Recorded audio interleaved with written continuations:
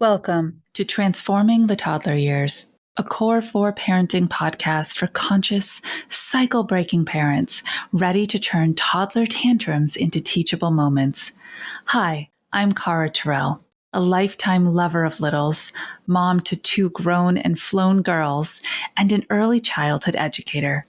Through the show, I teach you my collaborative parenting methodology for nurturing your little human's mind, body, and spirit.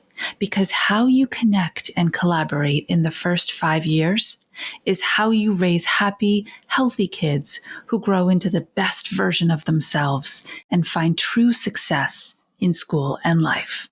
Before we dive in, I would love if you could do me a favor. Could you scroll on down, rate the show after you listen, and leave a review, ask a question, suggest a topic? This will help me know how to better serve you, who to bring in. It will also help friends find us, other moms who need to be hearing what we're talking about together. Welcome back to the show. Today we're talking about truth telling. Yeah, it's a pretty cool thing that your kids do right from the get-go. They tell you the truth. Your toddler comes up and says, "I broke it, Mommy."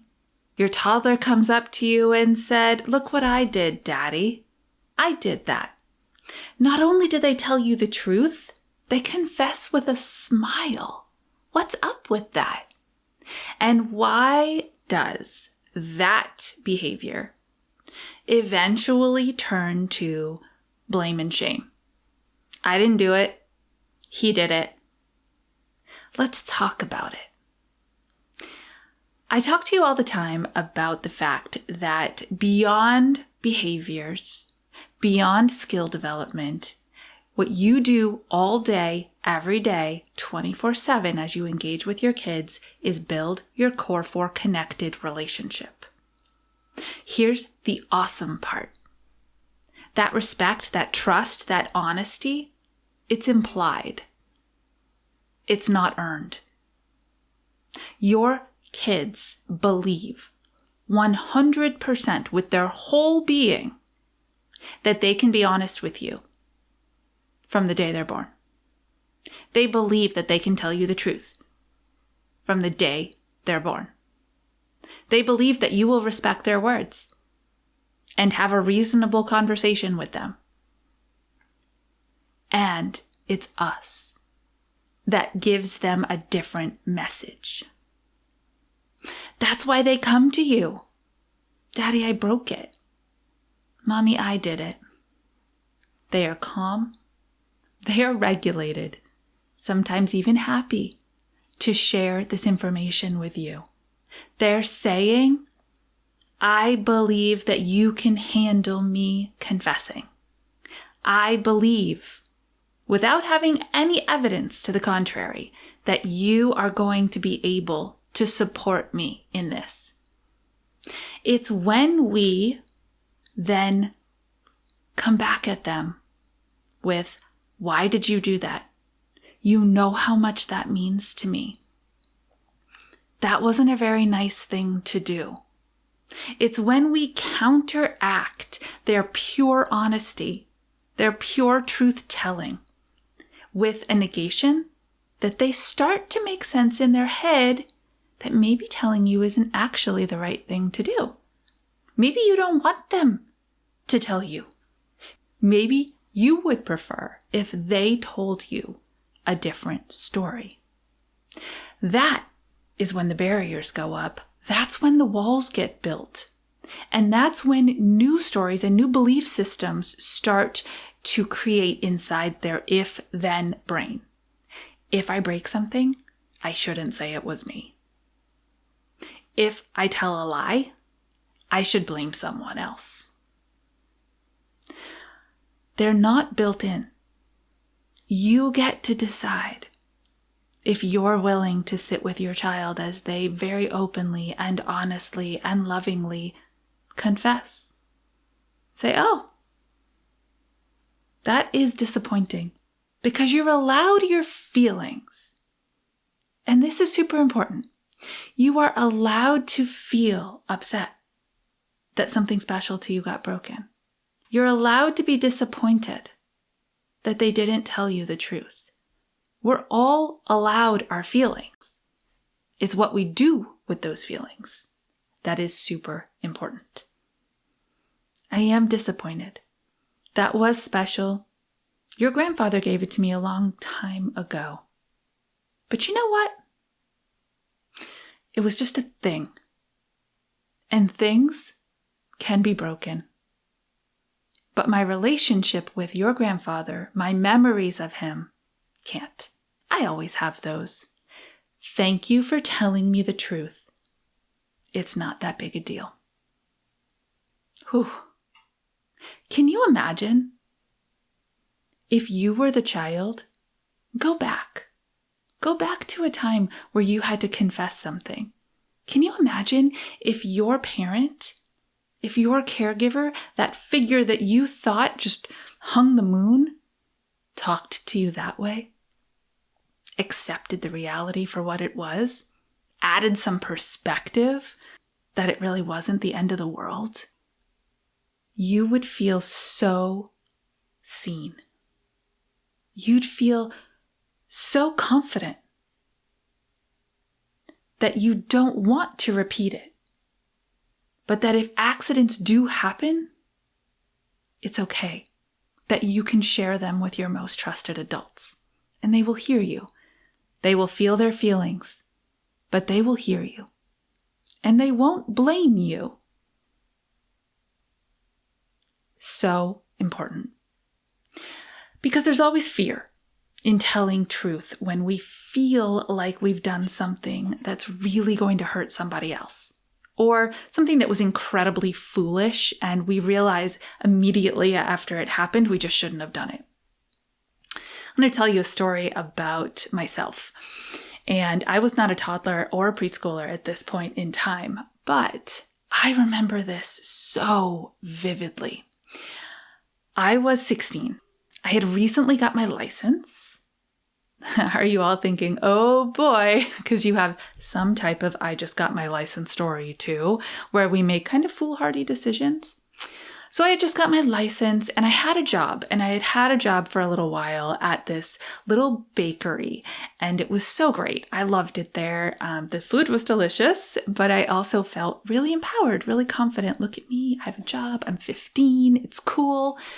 And my boss's name was Karen Ann, and she was awesome. And she said to me once I got my license, would you like to start doing the deliveries of the baked goods around town? I lived in a tiny little town in southern Vermont, and oh my gosh, the minute she said that to me, you should have seen my body. I stood taller, my eyes got wide, the sense of responsibility and ownership, and sure, 16-year-old ego built in a little bit. I was like, yes, oh, I would love to do that. Oh, did I feel powerful.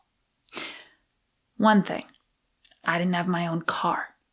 I borrowed my parents' car to go to work.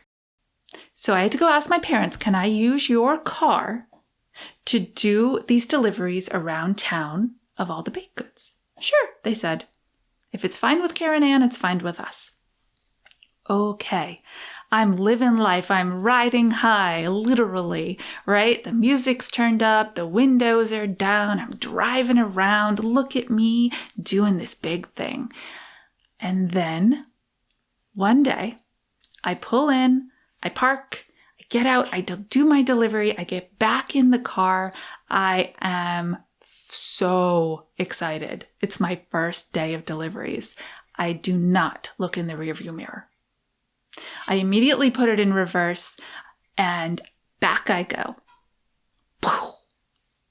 Crashed into a truck, a stationary truck, a delivery truck that was putting goods into the store. And that was it. You know that moment. Panic, deflation. Oh my gosh, what did I just do? I should have, I could have. I'm so stupid. My dad's going to kill me. Those thoughts, those feelings just ran through me. as I heard the back windshield shatter. I had to tell the truth. There was literally no way around it. Even if my teenage self had wanted to try to figure out a way, there was no story that was going to cover a missing windshield. Right? Not windshield, the back window. There was no story that was going to cover it. I had to tell the truth. And it was terrifying. Because not only did I have to tell the truth, I had to tell my truth, which was that I had been irresponsible. I had made decisions without thinking them through because of how I was feeling. It was not an easy conversation. It was incredibly hard. There were tears. I don't know. I can't go back far enough in my memory to remember exactly how my parents handled it, and I'm not going to share that, even if I think I have glimpses of that here on the show. But I'll tell you what. I remember very clearly the other side of the conversation, which was when we take actions that result like this, we have to have the natural consequences in place. It cost $1,000 to replace that window. And yes, I was granted the ability to still do deliveries. But do you know how many paychecks had to come and go before I had paid for that window? It was a challenging experience. But what I want you to get out of this story is that if you set the foundation for you can truly come to me and tell me the truth about anything, how your foolish choices resulted in a foolish outcome, you can do that. If you set that foundation when they are 2 and 3 and 4 and 5, and the issues, air quotes, are really quite small and manageable, you will have grounded into a relationship that allows your future teenager to, yes, feel scared and worried and foolish and overwhelmed, but come to you and tell you the truth, not make up the stories, not blame other people, to own their own realities. This is what I want for you. Whew. That was a big one. Going back to go forward is really, really powerful. And as you think about the way that you want to engage with your kids now, it's a good practice to go back and think, how do I wish I had been engaged with then? All right, collaborative mama and daddies, until our next episode, please stay mindful and proactive as we transform the toddler years.